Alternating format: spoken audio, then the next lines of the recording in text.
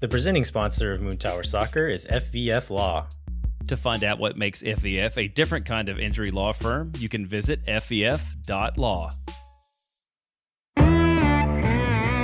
Hello, friends. Thanks for listening to Moon Tower Soccer. This week, we're going to cover this morning's season opening press conference. We'll cover Dani Pereira's contract extension, and we'll talk about all the other news and rumors of potential Jader Obrian exits. We'll talk about the guys who were and weren't at training today and why it was, and kind of our reactions to those. My name's Landon Cottom, and I'm joined, as always, by Mr. Jeremiah Bentley. Hey, everybody. I'm Jeremiah Bentley. I enjoy the part of the year when we actually have soccer to talk about, even if it's barely soccer. I mean, it's like over-analyzing videos. What was that quote from the front office, the video crew? Because they talked about how many people they saw in the original opening video, and it's like, well, we included 20 guys. We didn't think everybody would freak out. And it was like, no. Yeah.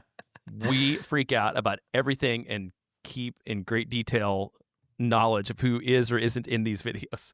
Yeah, the North End boys are always keeping a close eye to these videos and doing their breadcrumbs and keeping note of who's popping up. And so it had some people worked up. We're going to go through. I had a list ready of who was going to be there, who wasn't going to be there. And luckily, Nico Estevez also had a list ready, because when I asked him, I said, hey, Nico, who's here? Who's not here? Is anybody unhealthy besides Brandon? And he just got a big smile on his face and pulled a list out of his pocket and said, in life, you always have to be prepared. Oh, God. I mean, and then just started reading off I of love his that list. Dude. Yeah. Well, before we get into the media availability from today in detail, we need to talk about the rescheduling of Moon Tower After Dark now that you are back as a member of this world and feeling up to drinking and talking about soccer, or drinking a lot and talking about soccer, because I think we drink and talk about soccer every week. So let's go over that. Yeah, so we're planning on recording it next weekend. And then, again, we're doing this again, planning live on the show here. We're planning on releasing that as our regular episode that week, correct? Correct. So the plan will be that while we are getting drunk enough to be silly, we talk about some news, and then we get drunk and act silly and do the rest of the show. Yeah, so the Austin FC news of the week will essentially function as our pregame. Yes. And then we'll have some consequences. And we will be joined by my Watch Soccer Get Drunk card game that I have recently purchased. Do not know exactly how it's going to work, but we're going to figure it out before next week. Yeah, well, we'll figure out how to incorporate that, but I'm not worried. I think we're going to have a good time, and then it will be a good time to listen to. And that will be out on the regular day, because we're going to record that on Sunday, giving you a recovery day before having to edit it and put it back out. So people will be able to hear that on Tuesday the 20th. Yes, exactly. All right, should we go through kind of the nuggets we learned from media availability today? Yeah, let's do it. You were there. I sort of saw Moises' notes. I watched a little bit of the files that they made available, but I'm going to mostly, for this part, ask the questions and leave it up to you to fill in the blanks on what was said or not said. So I think just to follow up on what we teased from the opening, let's talk about who was not there today in training. Yeah, so Nico had his list ready, started reading them off. Some of them we knew, some of them we didn't, and we're surprised. So Jaden Nelson, this is one we knew. He's with the Canadian national team right now. We'll talk about that in a bit more detail in a later segment. Owen Wolf was a surprise. He was not there. It was not a surprise to the team. Nico said that Owen had been kind of nursing a very mild injury for a chunk of the season last year, and they'd been getting it looked at, and today was kind of a last checkup. But Nico didn't seem super concerned about it, so hopefully he'll be back and ready to go tomorrow. Mircea Uzuni, another guy we did not know was going to be missing. He said that Mircea came to so Saturday all the players reported, right? So they come in, they kind of do paperwork, they're doing vision tests, blood work. I'm sure they do some other like physical examinations just to check out the guys, see what kind of shape they're in coming back from off season. They said they found a small calf injury with Mircea, and so they're going to hold him out a couple of days, but he should be back later this week in training. Once again, he didn't seem too concerned about it, so hopefully that's not anything serious. these next two, I think, are some of the more interesting ones. Alexander Svatak was gone. Nico said this was planned, and he is working on getting his green card, meaning that I don't think he gave a deadline of when this is going to be taken care of, and they may not know, right? So these things are complicated. So, but great news that Svatak's getting a green card. We are full up on international spots right now, or do we have one too many right now? We're full up right. Well, I don't remember now. I don't remember what Jaden Nelson. I think we're full up, but Jaden Nelson is one of them right now. Okay, so it's still flexible whether or not Canadians count as that. Like MLS will release the rules like on opening day or something like that, probably. But anyway, it's always good to have more of those, right? So opening up an international spot, getting Svatak that green card. The other one, and this was, I think the contrast in how Nico talked about these two was really interesting. So he said Svatak specifically said is working on getting a green card, and then moved on to Obrian and started talking in much vaguer terms that something with his visa, he needs to get that to be able to come back. This is all in the midst of several reports over the last few weeks out of Colombia saying that Deportivo Cali is trying to sign Hunter Obrian. And so, yeah, it's read between the lines there, and maybe Nico was not being as truthful on that one. Man, I understand the position that he's being put in. I like the dude a lot, so I'm sure it's super uncomfortable to be there. Yeah, so we followed those stories. Seems like there's really something there. I think the last thing we saw said that, Austin, that there's this Austin situation where Austin's demanding something for him, which maybe Kali doesn't want to play. I guess regardless, if I had a crystal ball, I would be leaning toward the fact that Hunter Obrian is not going to be on this team when the season starts through some mechanism, whether signing with somebody else, making a deal to get him there. More development since the one you're mentioning too. So, no, okay. There was a few reports saying, yeah, Kali's looking to sign Obrian. Some saying essentially like reading between the lines, like Austin's playing hardball. Like it's hard to sign him right now. Then this other report came out saying that Kali had moved on, that they're not interested in Obrian anymore. And so I think that came out a couple of days ago. And then just today, there's a report from, I think it's called something Caracol, like a radio news network there. And they posted to Twitter a quote from Kali's coach saying, and it was on live radio, so I couldn't find a clip of it or anything, but they posted this quote saying essentially like, we are interested in signing Hunter Obrian. And if the contract conditions work out, like he would be welcome here. And so whatever that intermediate report was seems to be just straight up wrong, that they had moved on, because the coach is saying otherwise, that they are still interested. So, I mean, we've been nervous about Roto playing hardball before, right?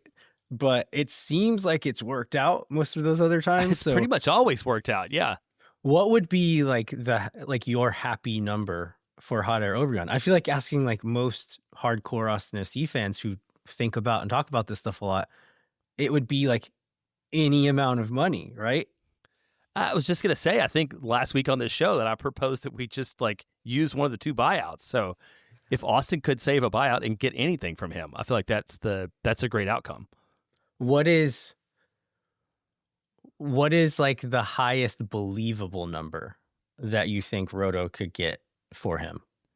What did Roto get for Romagna? It was like 750, 800? It was 750K, I want to say. I want to go for $1 million. I think $1 million would be a great number for Austin. And maybe attainable. I mean, I would be shocked, but also like it's not so far out there that seeing what Roto has done with some other things, maybe he can do it.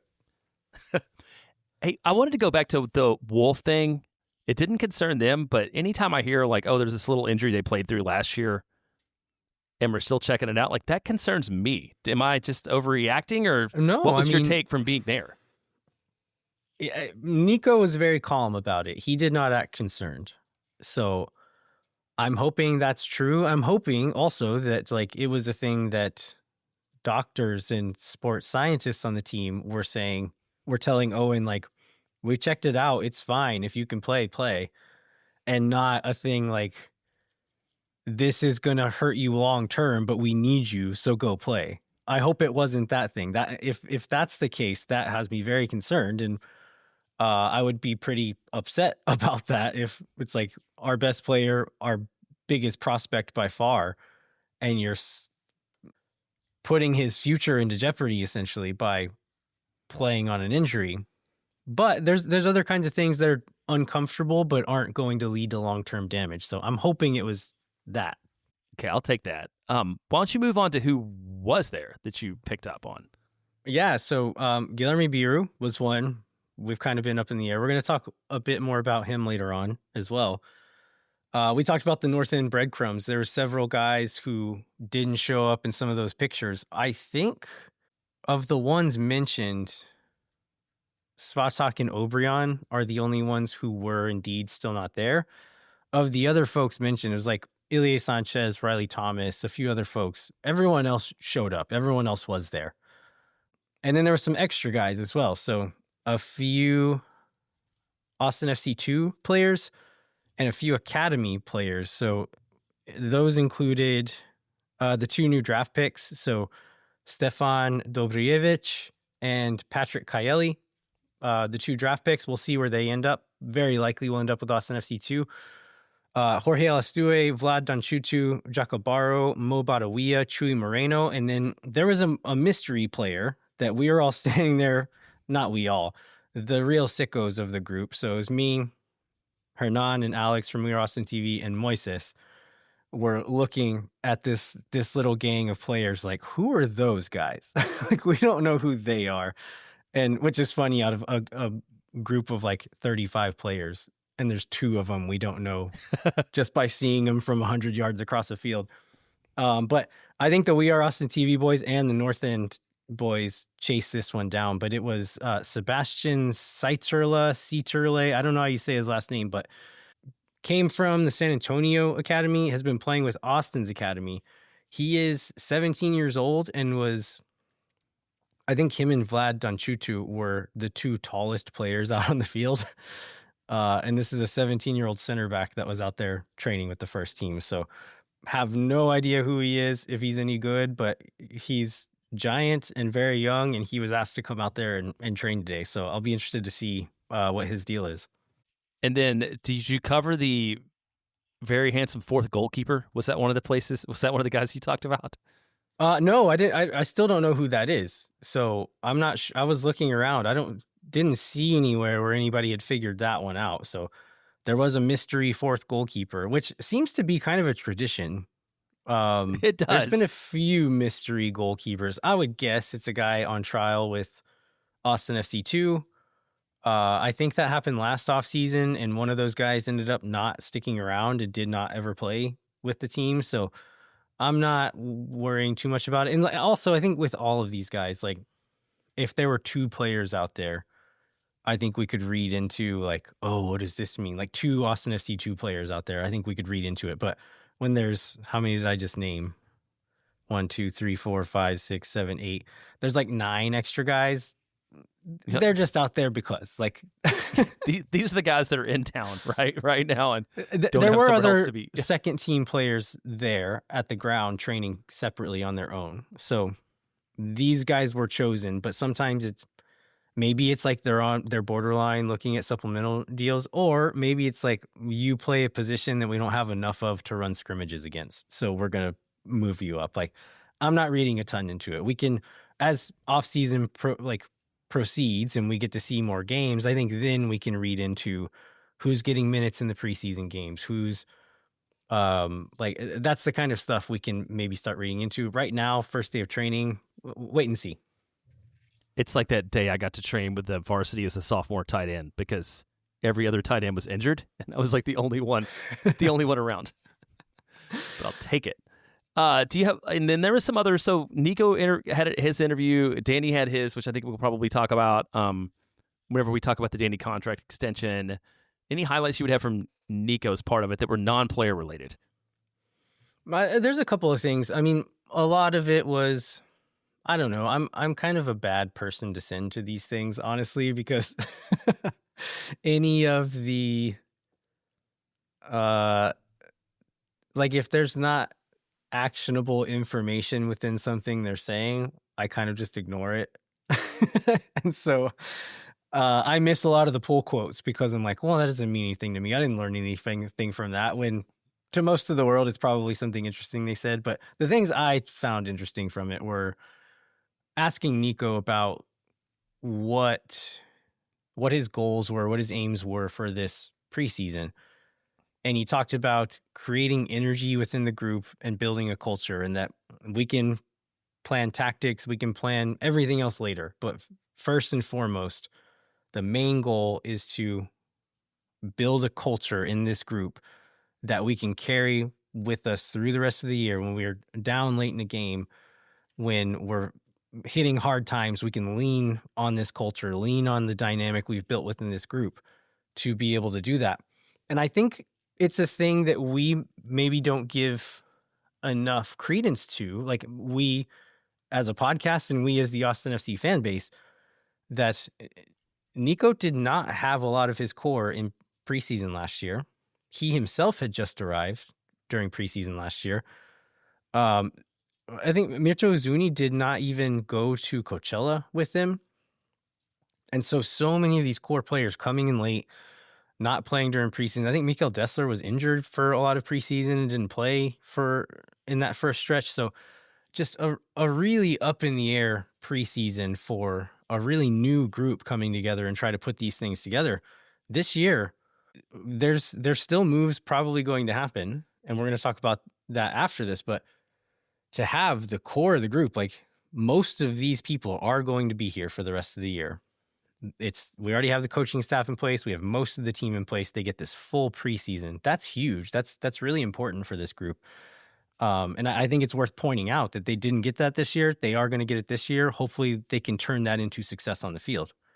Yeah, you talk about that, and I think it's too often that we talk about these guys, coaches and players, all as like video game characters or movie characters or somebody from a book, and like not people with lives and families and the need to bond. And I know that's come up on and off in the past, especially with specific individual players. But yeah, hopefully that leads toward a more cohesive unit when the season starts, because they will have been together and trained together and traveled together. I think it's probably the biggest advantage of the Coachella Valley Invitational is you get guys together for several days in an environment where they're alone and it's just like the coaches and the team, and it's not family and it's not friends and everything else. Like that's a real bonding opportunity that this team didn't have last year.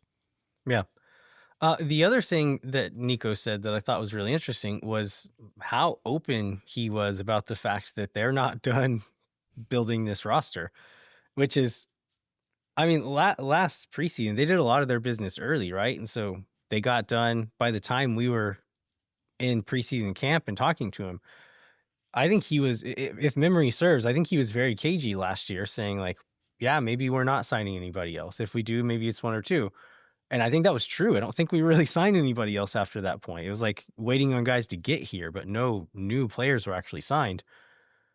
And he was openly saying, with the roster in the state that it is, with 20 senior roster spots filled, with all of our international roster spots filled, to say, yeah, the market changed. We didn't get everything done as soon as we did last year. So we're kind of having to wait and see and how things develop. But very much talking like we're not done. Like there's more moves to come, meaning with the full roster that there's outward moves to come as well.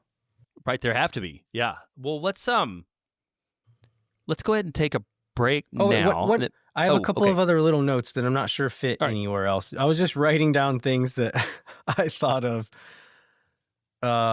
Actually, these are all going to fit in other spots of the show. So I'll read the one that's left, is that new guys, Joseph Rosales and John Bell, were there.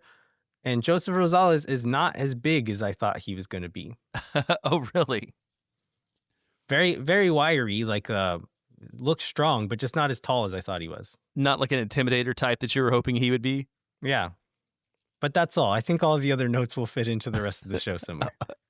Okay, well, now let's go ahead and take a break. And then was that worth interrupting you for? Sure. whatever, man. It's the off season. It's loose. We're all figuring it out for the 2026. So we'll read some ads. We'll cover the rest of your notes and do the rest of the show. All right, sounds good.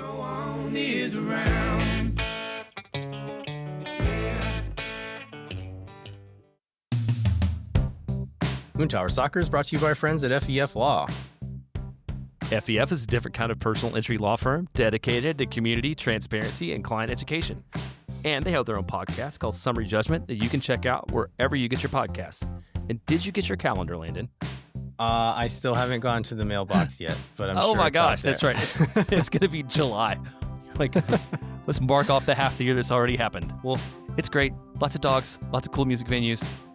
Check it out. Maybe we can talk about it next week. Yeah, I always look forward to my FBF Law calendar because of all the things you just said.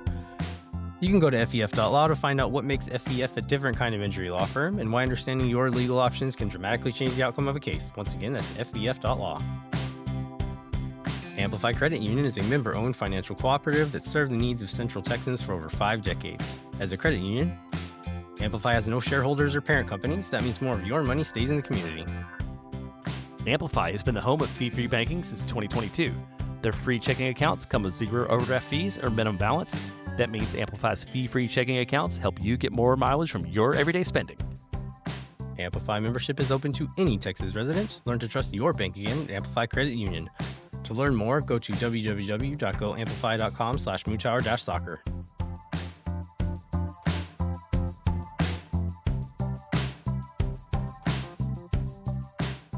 All right, we are back. We're going to dig into more of the last week's preseason news. Jeremiah, where should we start here? Let's go ahead and start with the news that we got on Friday, which I think had been rumored by Bogart earlier. This is Dani Pereira agreed to a contract extension. And before we get into the details of it, I want to say, because I'm looking at the press release, like, Dani Pereira has an infectious smile. And I know we talked about smiles with the Crinolas, and I don't think he came up at the top of the list, but, like, man, that guy's personality is just a joy. Yeah, it truly is. I got a really good picture of him where, like, there's some pictures of him just standing there looking serious, which were good. But yeah, as soon as he got a smile out, I was like, oh, that's the one I'm using for Instagram today. I love it. Yeah, that's the one. So the announcement comes out, club agreed to a contract extension with midfielder Dani Pereira through 2027, 2028 with an option for 2028, 2029. Yeah, one of 5 remaining players on the roster from Austin's inaugural season, 156 appearances, 6 goals, 21 assists. Also has made 8 appearances for Venezuela, including one a World Cup qualifier. So now we've seen in the last 2 weeks, Austin has locked down both Dani Pereira and Owen Wolf long term. Like, this feels good. This feels like the thing that we want Austin to be doing. Yeah, for sure. I mean, we talked about it with Owen. I think it's fairly similar here. It's like, and maybe the end conclusion with Dani is a bit more up in the air with, like, does he end up staying here long term, or is this an insurance policy for Austin that if he or Austin decides to move him, that there's enough contract there to actually get the full value of what they think he's worth. So with Owen, it's fairly certain that eventually he's going to leave us, right? And by signing that long contract, that gives us the insurance policy of, like, we're going to get our money for him. With Dani, I think it's a little more up in the air, and I think it's interesting to know what he's thinking and what ends up happening. Like, he was, if you've heard Dani on a microphone, he's not the most, like, PR savvy speaker all the time, and just, like, whatever mood or energy he has in that moment, he's going to bring that into the microphone. He's not going to put on a face for you necessarily. So he was not, like, overly enthusiastic about the deal when he was asked about it. I don't think we should necessarily read anything into that, but it wasn't a thing where, like, I've decided I'm staying in Austin forever, I'm going to become an MLS legend. It was like, no, we had to talk about, like, what the options were, if I wanted to stay here longer term or if I wanted to go somewhere else, and I decided to stay here and was pretty matter of fact about it. So that was going to be one of my questions before it got asked, was like, Dani, how does this change your view on your future? And like MLS is not a bad place to become part of the furniture, right? Like, if you can get to a certain echelon of the salary bracket, like you're going to be making better money here than you could in a lot of other places. Let alone like whatever quality of life or family situation you have here. Like it's not a bad place to be if you're in the right situation, and he's getting into that situation. So I thought his answer was interesting in the fact that it didn't necessarily sound to me like he's saying like, okay, the European dream is over, I'm staying in MLS forever. I think he's like, I'm staying in Austin for now, and then we'll see what happens, is what I read. Yeah, so let's talk about why the MLS dream might be over. And I do not want to throw shade on somebody who's 25 years old and call them old. But the fact that he's 25 and he's going to turn 26 here in this season hasn't, I don't think, we haven't seen a ton of rumors of like significant interest for significant dollars out of Europe. I mean, this window has to be kind of like starting to close in a way, right? Yeah, and I think he could still find a place to land in the big umbrella of Europe.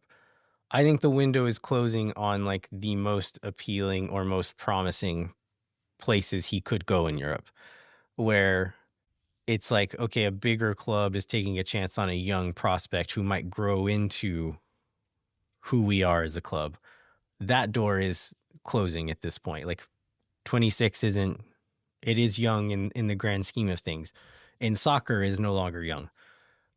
So he's whatever his ceiling is, he's much closer to it now than he was 2 or 3 years ago. So you're no longer paying for the potential. You're paying for the product of what it is right now. And what it is right now, I don't think is good enough to play in like the top half of top 5 leagues in Europe necessarily, and not play regularly. And that's the decision he'll have to make, is like, maybe I could go play for like a bottom half La Liga team or something, but do I want to do that, or do I want to be a star in MLS? Yeah, that's going to be the decision. Or do I want to go play for, I don't know, Cercle Bruges or whatever in the Belgian league? Like, is that a step up? You're in Europe, sure, but is it better than what you're doing now? I don't think so. Especially when you've got like family here and roots here and established a community here and stuff like that. Even though Right. he's not necessarily talking about all that. So I feel like his best position is still a little bit of an enigma, even after several years in Austin. So if you think he's going to stay here, if we assume that like this deal is a deal that's going to last for 3 more years, he's just going to stay here and eventually he's going to settle in somewhere, like what kind of player do we see him as? Like what do we expect from him in terms of on-field production and on-field positioning? My answer is unfortunately the same as it's been for years now, is that I think Dani's full potential lies in who you pair him with in a midfield.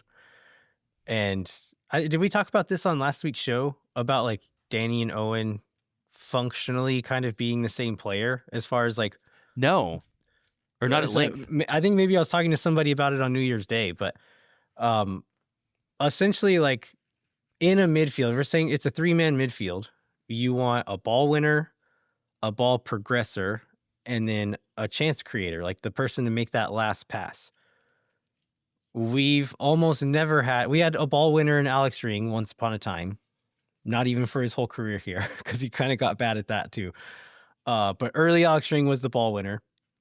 Dani is a ball progressor. He can move the ball up the field. I would say Owen is also a ball progressor. Neither of them are great at playing that final ball. So as much as I love both of these players, and I think it's great we lock them in, both of them existing on the field complicates the other one's life a little bit, if that makes sense. That they do it in different ways, but their key attributes are progressing the ball up the field.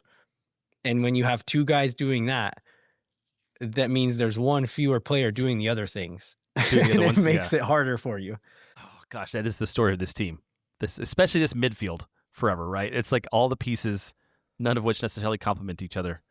Well, that's too bad. Yeah. Do you want to cover any other Dani stuff? Go ahead. I think the way, so just on that same theme, I think potential solutions to that on this team is if Ilie Sanchez, a combination of Ilie Sanchez not getting too old too fast, and Nico Dubersarski taking a step forward this year. Nico Dubersarski is the profile a guy you would maybe want playing behind Dani Pereira or next to and being that more defensive presence.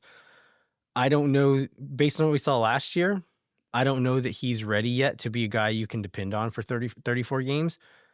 If he can become that this year, that solves a little bit of the problem.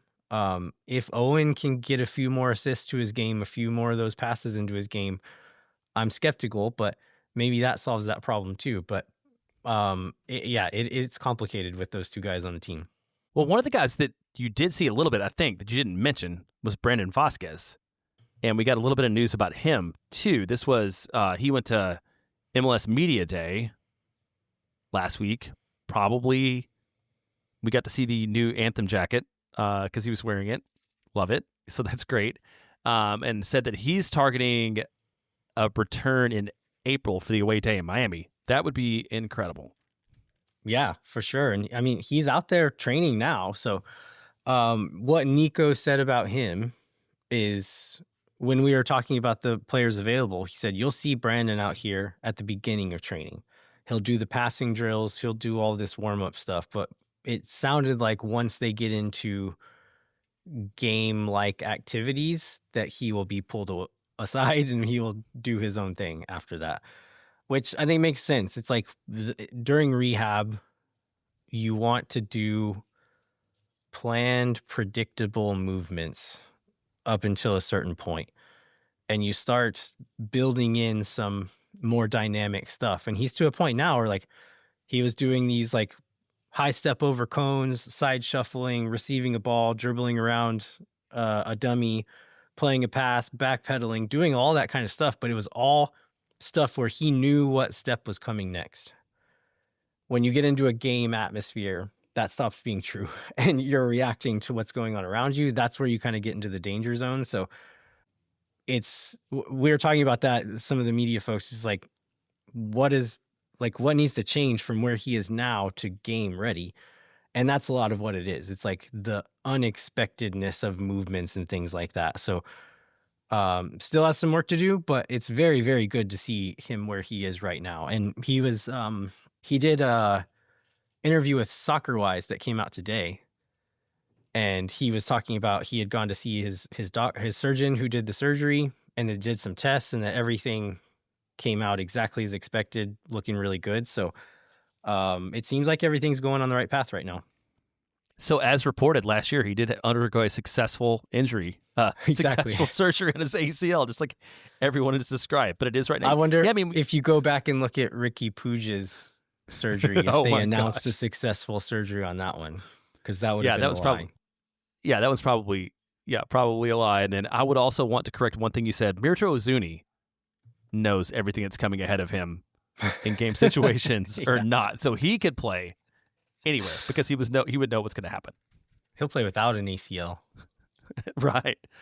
But I mean, I think given, we were talking a few weeks ago about like, gosh, will he come back before the World Cup break or not? Like, this seems like a very encouraging progression, and even if he just gets back on the field a little bit before that break so that he's ready to go when Austin returns from the summer, that would be a huge upgrade for this team, I think. And that's one thing he was talking about in this SoccerWise interview is that he wants to get back and try to make the World Cup roster. And like, I don't think he was delusional about it. He understands it's an uphill battle, but it's not off of his radar yet. He's still working towards that. Well, when you get that news like, oh, Ricardo Pepi just got hurt, you never know what's going to happen between now and the World Cup for him. What else we got, Jeremiah? Let's go into Gary Biru. So he was there. We had man, I don't know. You read so much into these social media posts. People probably do it on purpose just to keep weirdos and sickos like us guessing. But we had the one with his agent that seems sort of final, like we're saying goodbye to Austin. We get this one from his wife a few days ago saying they're back in their beloved Austin. So Biru shows up. He's here at least for now. Like, should we read anything to any of that story? They're including him in social media posts, like in that first day back when it's like the feel good post of all the boys saying hi to each other. Like, he was in a lot of those pictures. They did the picture of him getting his blood drawn and he's covering his Oh, eyes because close he it, don't yeah. want to see the blood. And the Yeah. joke in the social media post is like essentially saying, you got all those tattoos, but you're going to close your eyes while we're drawing blood from you.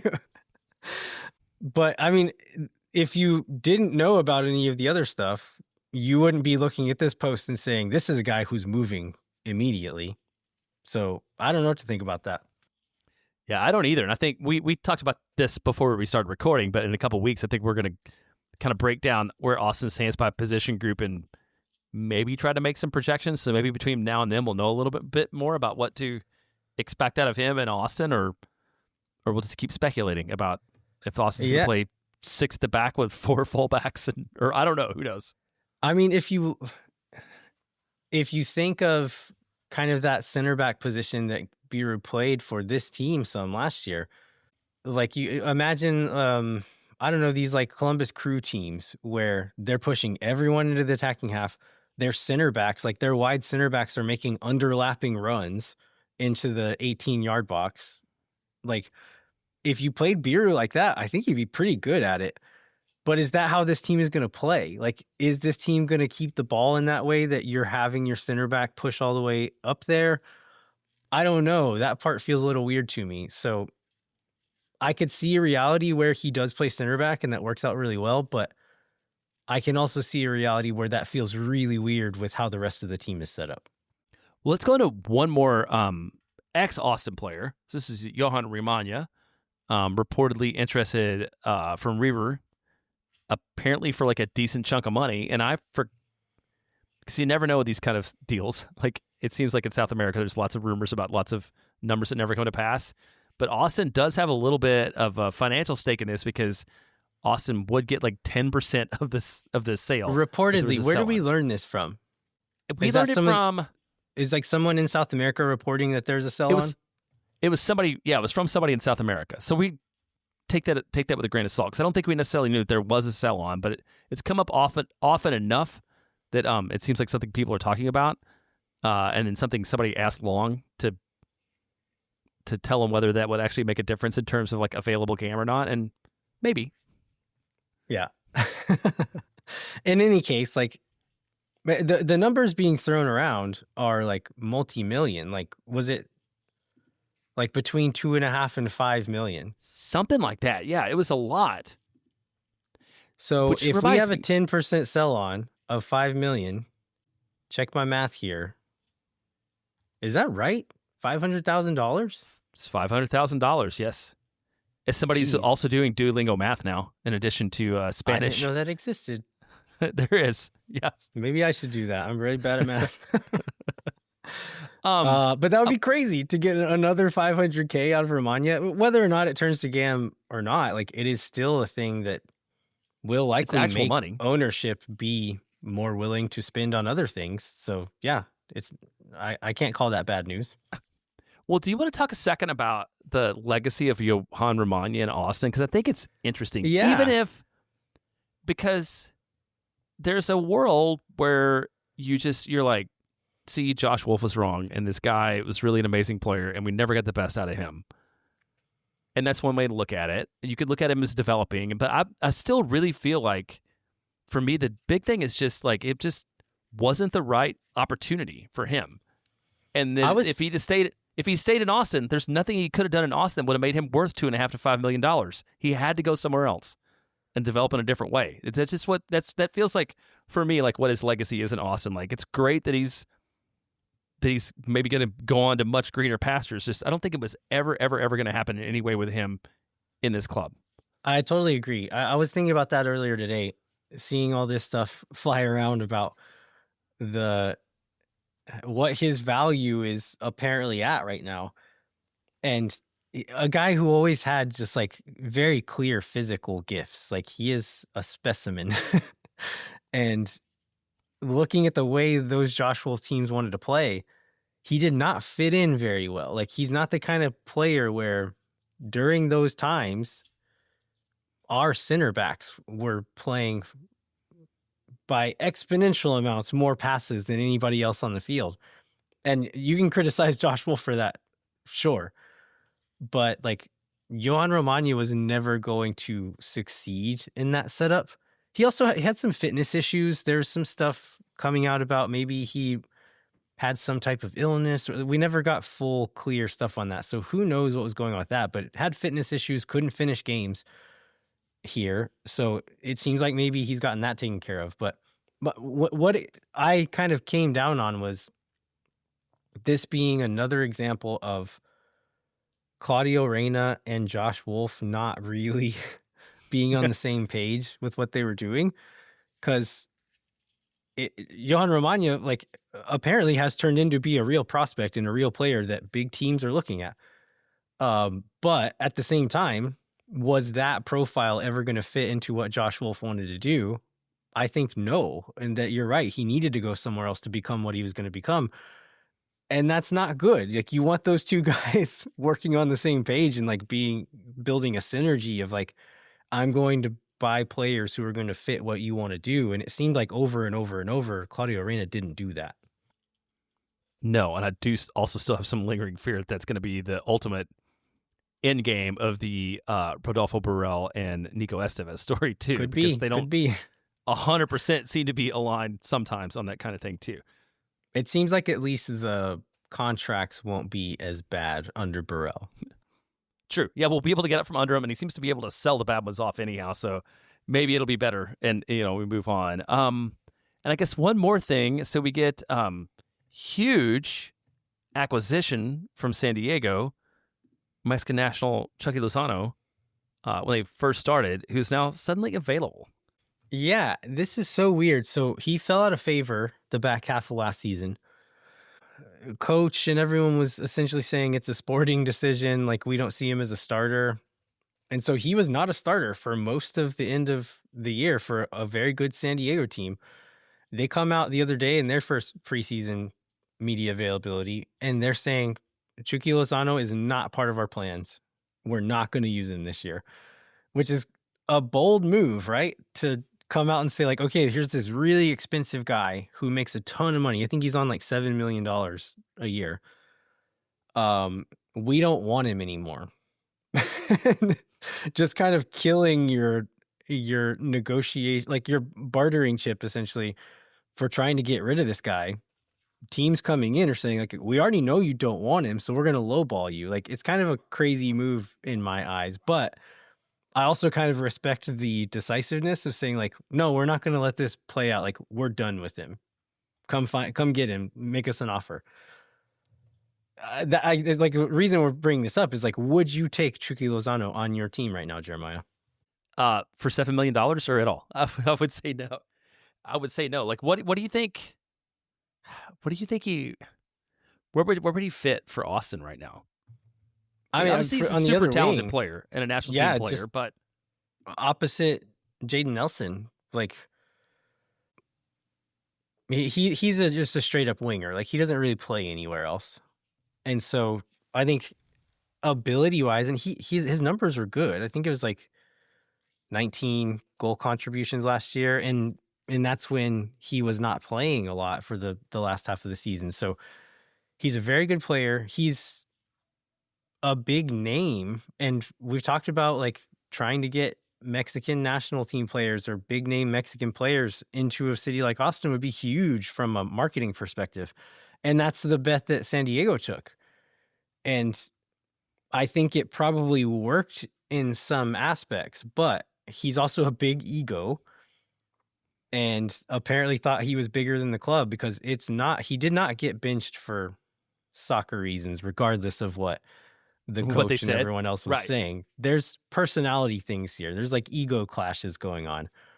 That's the stuff that worries me. And in a locker room like Austin, where we're on the outside, we don't know everything. It seems like these guys like each other. It seems like there's a good dynamic between these players right now. To have a guy come in and think he's bigger and better than all of that and is going to act like that to the extent that you're one of the best players in the league, but your coach isn't going to play you because you're such a jerk. I don't think I want that guy on my team. That's kind of a problem. Yeah, and that's when you think about it that way, I do think a little bit about Sebastian Driussi in 2023 after his best season, but he also wasn't as productive in 23 as Lozano was this year. He was moody tweeting about what things were going on when he wasn't on the field, but he also wasn't as productive. So I guess I'm happy to pass on him. And also, the money is just spend that money on insane. Chance Creator. And you know, that's still. Bogert was talking on SoccerWise today about like if they're so eager to get out from under him, like maybe you could pay part of his salary and they'll pay part of it. But I'm imagining they're going to want to get their DP spot back too, and so you'd have to cover a certain amount to be able to actually open up that spot. So I don't know how this ends, but I think it's going to be difficult for MLS teams to bring him in without going full in on the project, and I don't know that he's who I want to go in on right now. Well, let's go ahead and take our second break, and then we'll kind of cover the rest of the Austin FC news of the week, set the stage for the rest of the offseason, and kind of go from there. Sounds good. We'll be right back. Moon Tower Soccer is brought to you by Sage Wilson Realty. The Sage Wilson team is made up of Austin experts who are client-focused and have over 30 years of combined real estate experience. If you or someone you know are in need of Sage real estate advice in Austin, talk to our friends at Sage Wilson Realty. Be sure to check them out online at sagewilson.com. And our premier sponsor is McGuire Woods Consulting, helping clients in the public affairs space from lobbying at the local, statewide, and federal levels to digital and communications campaigns across the country. McGuire Woods Consulting has offices in 10 MLS cities and is proud to support Moon Tower Soccer. Is there a trophy you get for the Coachella Valley Invitational? Can we win that? Like, we can give ourselves one. I think so. Forget about it. We're going to win one. We're going to win the Coachella Valley Invitational. Even though it's not an actual competition, Austin's so good. They're going to win the Coachella Valley Invitational, and that's why McGuire Woods Consulting loves us. Exactly. Contact our friends at McGuire Woods Consulting at mwcllc.com for more information. All right, we are back. We're going to talk about some more player news, some ex-coach news, some ex-player news. But first, let's talk about the preseason schedule, Jeremiah. What did we learn this last week? So this is, again, another one that comes out on Friday. I believe it's the same day that we got the announcement that there would be an open preseason match on February 1st against NYCFC, and all season ticket holders were invited. They also published the entire preseason schedule. So we'll just go over it pretty quickly here. We get the two USL teams, San Antonio FC on January 24th, Louisville City on January 28th. Then we get the New York City FC match at Q2 Stadium that we just talked about. And then we get St. Louis City, Chicago Fire, Sporting KC, the 7th, 11th, 14th. And those are all in Coachella Valley, if I remember right, correct? Correct. Yeah, first three here in Austin. Next three are at the Coachella Valley Invitational. So I think just the USL matches are a little bit interesting because one of the worst experiences of Austin FC fandom was going to San Antonio and watching that team lose. We get this matchup, and then this Louisville City, is kind of becoming a thing, right? What is this, 3 years in a row that they've come to Austin to play, at least? It might be more than that, because I think they did some friendlies in those first years, too. So I think it's more than 3 of the 6 years. If maybe all 6, I don't know. I can't remember exactly, but I think it's at least 4 or 5 of those years they've played Louisville City in the preseason. And the third one in Austin, like we said, is the one that's at Q2 Stadium. So I know I'm expecting that we will both be there. We'll be in midseason form. I mean, thanks to the club for making this available. I would imagine that most teams don't have enough weirdo fans that it makes it worth opening the stadium up for a preseason match and doing everything they need to do to make that happen. But here we are. And hopefully everybody shows up. Very cool. Like they did that open training last year. I was out of town, I believe, and I didn't get to go to it, but people thought that was really cool. I think seeing a real game is probably better. Would you agree with that? I would absolutely think so. Yeah. And we'll probably get imagine this is the, 1-11 for the first half, a different 11 for the second half. It'll be good to see actual game action.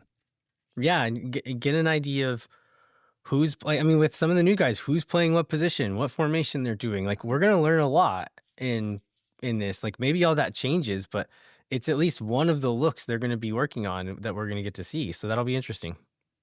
And they're going to do 5 at the back part of the time and 4 at the back part of the time, just to make everybody nuts on trying to decide what the final lineup is. I agree with that, but we'll at least see, is Guilherme Biu playing center back? Is Joseph Rosales playing midfield? Is Owen Wolf playing on the wing? Is Jaden Nelson playing in midfield? I think some of those things, regardless of formation, we'll still learn quite a bit. One other thing I saw people worrying about with Louisville City coming, are they going to take Damian with them again when they leave town? People being me, people being like who posted the location of the McDonald's closest to to Palmer Field and said to promise to stake it out to make sure that Damian doesn't go back. No, that's kind of why I was, I appreciated your insights about how many times we played him. It just seems to be like a relationship that works. So I'm hoping that means that Damian and it predates Damian as well. Yeah. Yeah, it predates Damian, and he's in all the videos. I feel like he's being talked about as a part of the team going forward in a way that he has not been the last couple of years. And he is one of 2 goalkeepers still on the senior roster. So it seems like if he does leave again, that they're going to replace him. An incoming move, if he leaves. Like quality to like salary budget hit, Damian seems to be kind of a sweet spot. So I think it would be hard to replace that, which is why I don't want them to. I hope he stays, but we'll see what happens. And I think it would be really good to get him a little bit of like cup action to see like where he's at in a sort of a low pressure environment, right? To see if he really is maybe ready to face MLS talent, either for a future in Austin or sort of window shopping him for somebody else that may want to sign him during the offseason. Like have him star in the cup and then sign a fat deal with another team. That would be a great outcome. Sounds great. What else we got?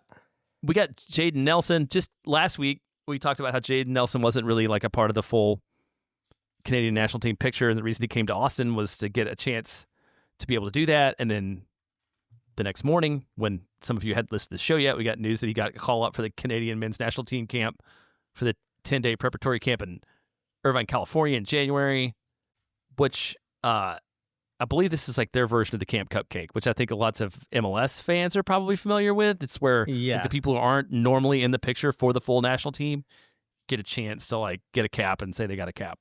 They even have a name for it. The Canadian national team itself was advertising it as Camp Poutine. Oh my gosh, I love that. Even though they're doing it in California. Never mind that. But it is not the first choice Canadian national team. So it is a lot of guys who are fringe players who are domestically based, like in North America. Very few of the European-based guys are coming to this camp. So it's not necessarily a sign that Jaden Nelson's definitely going to be in the national team, but it is a chance for him to get more time with those coaches, to prove himself, to establish himself with the team. But the majority of his work getting into that team is going to be here in Austin, right? Right. Yeah, for sure. Wait, do you like poutine? Do you eat a lot of poutine? I don't eat a lot of it. I do like it, but it's one of those things, it's like, it's too heavy for me to be able to do it with regularity. So I've only had it a handful of times in my life. Well, I'd say one thing about that. Haymaker makes a really good poutine, by the way. That's probably where I've had it most of the times I've had it. And then the Bentley family, when we do burger night, which is not that often, we do burgers and poutine. Because we all love it too. So my wife is also really good at making poutine. So like I eat it more than I should, which I can tell looking at the scale lately. More than most people from Era, Texas? Absolutely. Yeah, I probably consumed 90% of the poutine that anybody from Era, Texas has ever consumed. How about, I didn't really catch this, but you sent me a note saying we should talk about it. So Mirto Uzuni bought part of a hotel in the real world, like not in a game of Monopoly, back in Albania, right? Well, we'll see. That's still TBD. I did some digging on this. Not very hard digging, but he posted on Instagram him standing in front of like this what do you call this? Like a miniature model of this big like hotel resort complex, and said something like the language, I guess at least the translation that Instagram did of Albanian to English made it sound like Mirto Uzuni had bought an entire hotel and that it was going to be called Uzuni Hotel or some Hotel Uzuni or Awesome. something like that. And so I like clicked through some of the links and found the social media page of this place and then found their website and was digging through it. It doesn't exist yet. It is being developed like now. And so when you talk about the monopoly money part of it, it's like, well, we'll see if it is real. But it also seems like he didn't buy the whole thing. Like most of their social media presence, Sun Palaz, I think it's called, is pitching people to invest in it. And if you go to the website, there's a place for you to fill out a form to get information on becoming an investor. So I saw people talking about like, oh, we have to go to the Uzuni Hotel. It might be a while because it's not built yet. And then B, I don't know that it's like, this is the part of the hotel that Uzuni owns, so I'm going to stay there. But you could go stay in this place once it's finished, knowing that he is at least an investor in this place. Is this like the guy that owns like one share of the Green Bay Packers out of like 50,000 and claims he owns the team? Is this something? Maybe this is more like a timeshare investment. Well, honestly, we know how much Uzuni makes, so he probably could buy quite a bit of this thing in Albania, especially. But so it's probably more of a stake than the Packers guy you're talking about. But who knows what it actually is? Oh, that's if awesome. it were a timeshare and it was like his like vacation home essentially to go. Like, have you been to like these? My aunt used to have like this timeshare condo in New Braunfels, and people who used it would like leave pictures of their family up in it and stuff. Have you ever been to a place like that? No, I haven't. It's kind of weird.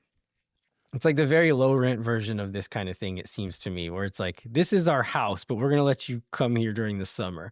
It would be very cool if it was like a timeshare and like Uzuni just had pictures of him all over the walls. And then you got to stay in the Uzuni room. Yeah. Do you remember when we went to Nashville and we went to Kid Rock's Bar and Grill and there was like a Kid Rock mural on the wall? Could we have that at the Uzuni Hotel where Uzuni commissioned a mural of himself? Yes. And listeners, I know what some of you are thinking. This was a purely ironic visit to Kid Rock's bar. Yeah, right. We're not huge closet Kid Rock fans. But if you're going to go to Nashville and go to Lower Broadway and do the whole thing, like, why not also go to Kid Rock's bar? Yeah, we had a good time. I think we should move on. How about former Austin FC2 coach Brett Utley getting a first-team assistant gig in Cincinnati? Yeah, good for Brett, man. Like, we said, like, he's going to pop up again somewhere. Me and Moises were talking about this at as we were waiting to go into the availability today, that he's a guy who is professional. I did the same thing when I was talking to Moises, so he's probably dying laughing. What word right is that? He's professional and likable. In any job, those two things will get you a really long way, right? Like, if people like working with you and they can depend on you, you'll always have a job. So he's got those two things going for him. He's got experience as a head coach. He's got experience as an assistant at the MLS level. This guy's going to be hireable for a long time. As long as he wants to work in this game, I'm sure he's going to have jobs waiting for him. I'm interested to see what his ceiling is. Like, how far can he go? Can he become an MLS head coach one day? We'll see. Who knows? But the guy's going to land on his feet. Like, he's going to have work as long as he wants it in this sport. Yeah, and it's good for him and good to see him develop. How about one more player? But this is an ex-player thing too. So this is an Austin FC Academy player that signed with, was it the second team for FC Dallas, North Texas SC? Correct. Yeah, their next pro team. Thomas Birchfield gets his first professional contract following 3 years in the Austin FC Academy. Now, 2-year MLS Next Pro deal. Yeah, so this is interesting. There was some reports from, I want to say it was USMNT Prospects, which is a Twitter account, but some account that kind of follows young academy age players, but they clearly had some talks with like the family or something, and had gotten the complaints from the player about his time at Austin FC, that he was a top prospect, started losing playing time, that another club was trying to buy them, and Austin FC was playing hardball and wanting to get some money out of it. We didn't know how much credence to give any of that, and then he pops up and signs for North Texas here. So I don't know what to think about this. Like, if we're looking at the positive side, hopefully Roto got his his transfer fee here, because the way that the way academies work now, it used to be like essentially like you signed your 1-year deal, and if you were done, you could just leave and kind of go wherever you wanted. You were not allowed to like poach players necessarily, but the way it works now is I think it's 40 players that you can put on this list, and it's like players from your catchment area, like your academy area, whether they play for your team or not. So like Austin FC could put players from Lone Star and Cap City. If they live in Austin, Austin FC can put you on their list, which I think still sucks, but I don't know how often that's happening anymore. But if Birchfield was no longer playing for the academy, but Austin still had him on their list, they are by the rules due compensation from Dallas for this. So I don't know if they got any of that. On the other side, I think this is a bad look from another prospect leaving Austin. We saw this with Vigo Ortiz early last year, I think it was. We'll see if these kids turn out to be anything. Maybe they won't. And there's a good chance they won't, just because of the numbers of it all. Most of these players don't turn out to be high-level pros. That's just the nature of it. But it's a bad look. Like, the optics are not good when you have some of your better players leaving upset from your academy on what's becoming a yearly basis at this point. Yeah, I think it's a really good point. I feel like we haven't talked about the academy very much lately. I feel like there's not been a lot to talk about from the academy. I haven't been going out like a ton. Yeah, to watch them as much, which is where we got a lot of it before as well. But yeah, they haven't been winning as many things. We don't know as many of the players now. So yeah, I think I haven't been going, but there's also like less news about it too. Yeah, I was gonna say, I still feel like there's like less of an emphasis on that. This kid is 6'7" at 16, by the way, which is also insane. Yeah, he's enormous. Yeah, I know. As the parent of an enormous 16-year-old, I bet it costs a lot to feed that kid. Yeah, we are starting to get to. I think there's been like some amount of hand wringing over the last few years, both in Austin and in like national media of Austin can't rely on their academy. They haven't turned out any real academy prospects. And like the academies barely exist. Brand new. Yeah. They've barely been able to push through a full class yet. I think now we're getting to a point where if this academy is going to be doing something, like now we could start seeing the fruits of it.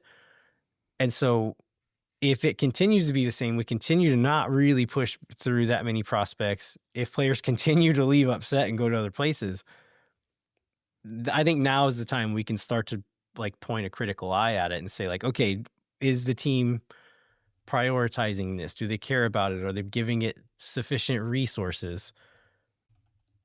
I don't think we could have done that before, and people who are doing it before now, I think it's probably a little unfair. But we're getting to the point where it is fair, I think. Yeah, so that's probably like a good question, because I mean, different clubs in MLS have different ideas for how they want to build the first team, and some invest in the academy, some invest in the second team. I think maybe we thought early on Austin was going to have a path that now there's a new sporting director, like maybe that's it, maybe not it. I mean, maybe Roto doesn't care that much about academy development, which would seem weird given his background is like largely in building academies. Yeah, I'm very curious. Like, you would think that he's a guy who would want to do that and would know how to do it, right? But the things, just whispers here and there, like I don't have a lot of hard facts on this, but little things here and there that I've heard from like, or about coaches who left or this and that, is that they're being a little bit cheap with the academy and they're not putting the resources into it that say FC Dallas does, or who else has good academies? Like Philadelphia, Seattle usually brings in a lot of players. Yeah. That the teams with good academies give it a lot of resources, and that's kind of the key. A lot of coaching, high-level coaches, keeping high-level coaches there. And from what little I know about how Austin is operated, that's not necessarily what they're doing now. Maybe that will come, maybe that's part of the plans, but it seems like right now it's not really what they're doing. And you can be successful without that, right? Like, it's not... Right. a necessity. I think it would be fun. I think it's really fun. Like watching Seattle put a new 17-year-old into their starting lineup every year, it feels like. That's fun. I think that's really cool. I think it'd be cool if Austin did it. But to be fair, I don't think it's the only way to win. Don't think it's the only way to compete in this league. Just maybe one of the more, as a diehard fan, it's maybe one of the more fun ways to do it.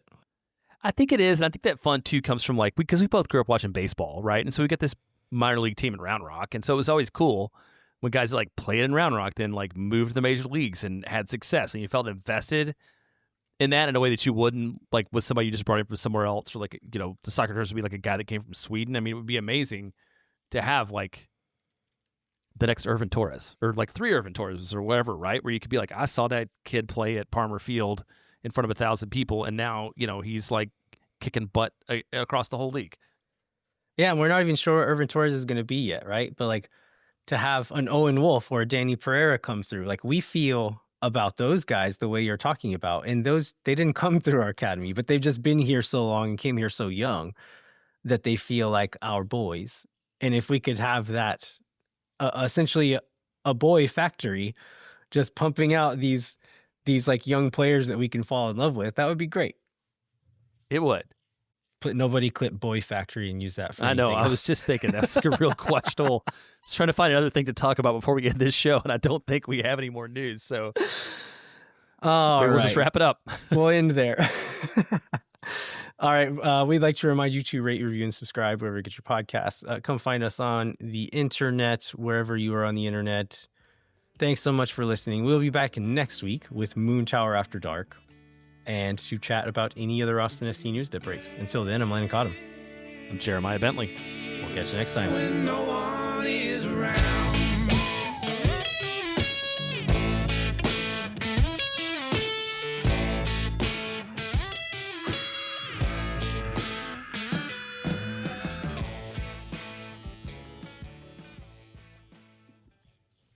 Thank for nothing, see you never. La gente. Oh my God. Zoo love cheap boom boom sauce. Yeah.